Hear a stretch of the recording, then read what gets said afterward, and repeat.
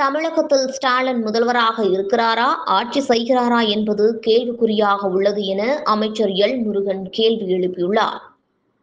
தூத்துக்குடி விமான நிலையத்தில் செய்தியாளர்களை சந்தித்த அமைச்சர் எல் முருகன், தமிழகத்தில் சட்ட ஒழுங்கு சீர்குலைந்துள்ளது. குற்றவாளிகளை காவல்துறை பாதுகாக்கிறது. தமிழகத்தில் யாரும் எதிர்பார்க்காத வகையில் பாரதிய ஜனதா கட்சி இரட்டை இலக்கத்தில் வெற்றி பெறும் பாரத பிரதமராக நரேந்திர மோடி 3வது முறையாக பதவியேற்பார் கருத்து தெரிவித்துள்ளார்.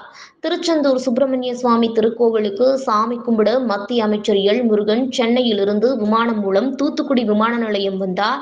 அங்கு அவர் செய்தியாளர்களிடம் பேசினார். பாரத பிரதமர் அவர்கள் நான் சொல்லிடுறேன். கடந்த 2 மாதமாக நடைபெறுகின்ற இந்த ஜனநாயக திருவிழாவுடைய இறுதிக்கட்டம் இன்றைக்கு 7ஆம் கட்ட வாக்குப்பதிவு நடைபெற இருக்கிறது. இந்த வாக்குப்பதிவு முதல் கட்டத்திலிருந்து 7ஆம் கட்டம் வரலும் பார்க்கும் பொழுது ஒரு இந்தியா முழுவதும் பாரதிய ஜனதா கட்சிக்கு மாண்புமிகு பாரத பிரதமர் திரு நரேந்திர மோடிஜி அவர்களுக்கு ஒரு மிகப்பெரிய ஆதரவலை இருந்து கொண்டிருக்கிறது. மாண்புமிகு பாரத பிரதமர் திரு நரேந்திர மோடிஜி அவர்கள் 3வது முறையாக 400க்கும் மேற்பட்ட தொகுதிகளில் வெற்றி பெற்று பிரதமராகுவது உறுதி செய்யப்பட்ட ஒன்று.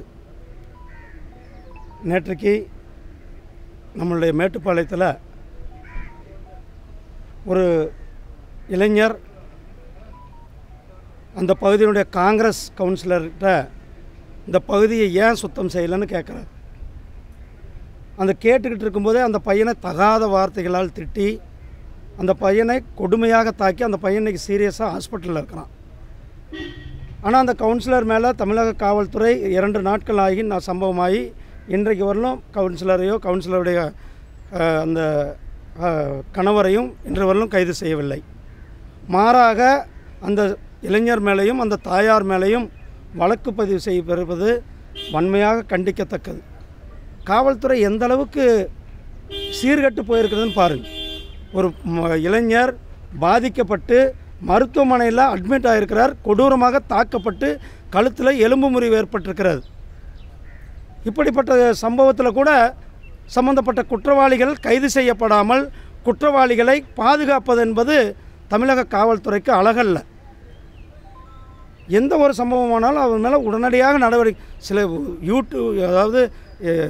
யூடியூப்லேயும் ஃபேஸ்புக்லேயும் அவங்க ஏதாவது ஒரு தகவல் போட்டால் அவங்கள காலையில் 5 மணிக்கு விடியகாலில் 2 மணிக்கு போய் கைது செய்கின்ற காவல்துறை ஒரு கடுமையான சம்பவம். ஒரு கிட்டத்தட்ட அந்த இளைஞர் தாக்கப்பட்டு எலும்பு முறிவு ஏற்பட்டு கழுத்தில் எலும்பு முறிவு ஏற்பட்டு ஆபத்தான முறையில் மருத்துவமனையில் சிகிச்சை பெற்று கொண்டிருக்கிற கேஸில் கூட அவர்களை இன்றும் கைது செய்யப்படாதது வன்மை. அதாவது ஸ்டாலின் அவர்கள் ஆட்சி செய்கிறாரா, முதலமைச்சராக இருக்கிறாரா இல்லையா என்பதே கேள்விக்குறியாக இருக்கிறது. இது ஒரு சம்பவம். இன்னொரு சம்பவம் நான் ஏன் சொல்கிறேன்னா, காவல்துறை பற்றி இன்னொரு சம்பவம் சொல்ல வேணும். இன்னொரு சம்பவம், ஒரு நடத்துனர் போலீஸ்காரரு டிக்கெட் எடுக்கலை. அந்த நடத்துனரும் அவங்களும் கட்டி பிடிச்சிக்கிறாங்களே. என்னது கட்ட பஞ்சாயத்து பண்ணுற கேஸாக அது?